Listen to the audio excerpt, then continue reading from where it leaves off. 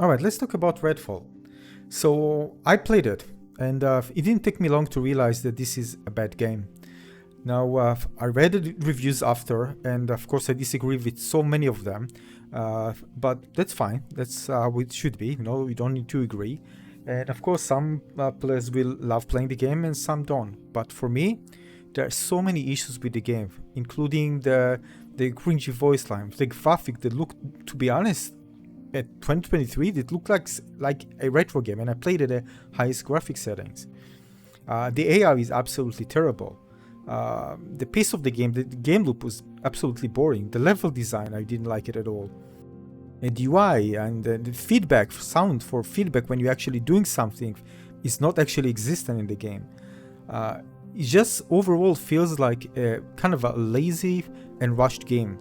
And to be honest with you, and you know me, I kind of very chill. I mean, I don't like negativity around, but I'm chill and I'm kind of more resilient to issues in games. But this is not unacceptable. Now, the reason that when I see something like that, I'm kind of being offended in a way, because again, it's like if a person will stand next to you and give you this game, or just something that plays bad and you're very disappointed and ask for $70, what are you going to say to this person? You say, are you kidding me? Are you trying to scam me? You're going to say something, in those lines, right? But that's how it is. There's a developer who deliver a game, ask for full price for the game, and deliver something like that. And I don't really like all the apologistic that come afterward. The companies are, there's some things that are, understandable, but there are many situations you need to understand that there's something wrong when a developer, this is the developer of the game, couldn't they check the game? Are you kidding me? You just play, there's so many things that are not even subjective, that are objectively bad in this game, and we couldn't find it in all this time. You check the game. What about internal playtest and somebody provide feedback? Isn't it worth it to just so many players won't actually buy the game because of these bad reviews? Isn't it worth to spend and give somebody to playtest and give feedback for the game? And basically, again, that even now, even I'm sharing this in this video, I feel that it's not even worth it. Sometimes the things are so they're not good that I just don't even spend time on them. But the reason I'm sharing it, because this is important to raise a voice. I want to raise a voice regarding games that are released at something like that, at that state. And of course, it's not just me saying it. You can actually check many other reviews, and it's all over social media, especially regarding AI. There are many issues with the game, and it just feels like amateurish. It doesn't feel like a AAA title. It just feels very amateurish in so many aspects of the game. And I don't care if there are high reviews out there. I don't care about the scores. I tried it myself, and I know that it's bad. Whether they can fix it with a patch, well, it's supposed to be like a big patch to fix all these issues, definitely. Whether after that I can enjoy it, well, I need to try if the release really address all these issues. I had high expectations for this game. Therefore, the disappointment, of course. Although I have to say, there are things that I like, of course, like the shooting felt fun, and I like the different skills and different characters. Those things I liked, and they actually felt good. But then you see the overall, when you jump into a game like that, you want to be immersed, you want to be fluid, you want to work perfectly. You don't want this issue. Especially if you are paying like $70 for the game. I Xbox Game Pass subscriber, so I didn't pay. I'm paying for the subscription service, but basically, aside from that, the game is free for me to play. But maybe this is the issue. That we see things like that actually happening.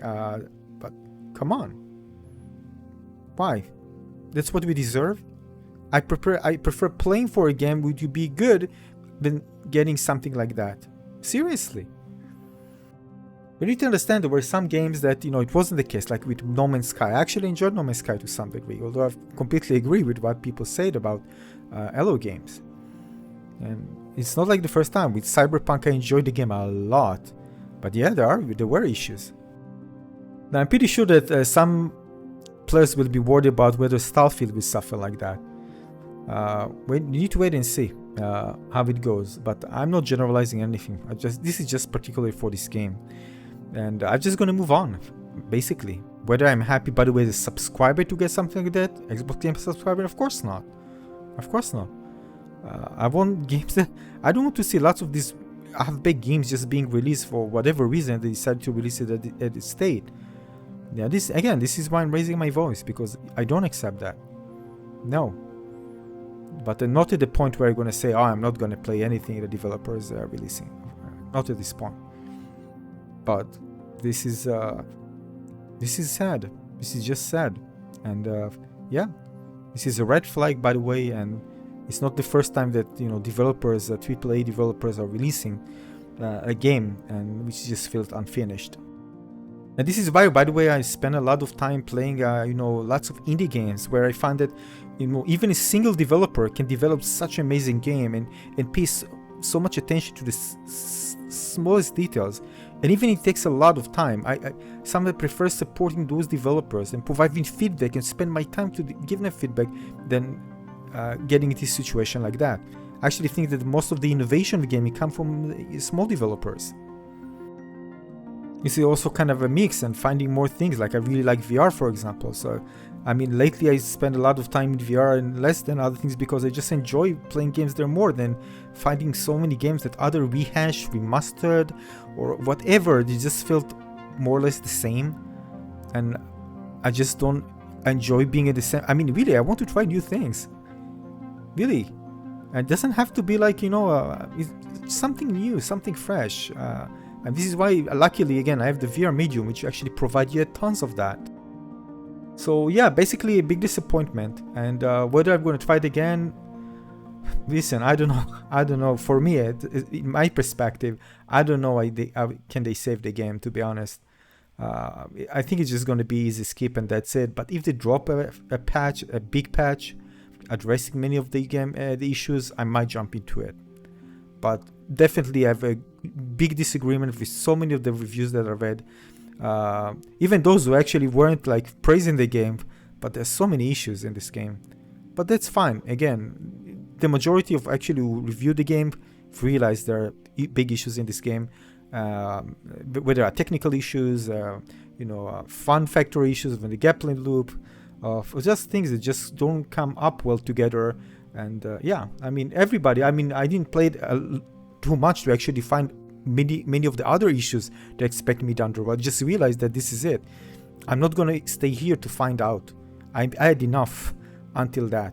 So yeah, so even if you see people, by the way, even play 1 hour and they're just besting you the game, because you can find many issues even at the beginning of the game. That's how bad it is. So this is it. So for me, this is a no-go, an easy no-go. We'll see how it goes if the developers even spend time trying to patch all these issues, because there are plenty of them, and even performance issues, but we'll see. Right now, big disappointment, but well, we need to move on. There will be many other games. Hopefully no more big disappointments. Thanks for watching.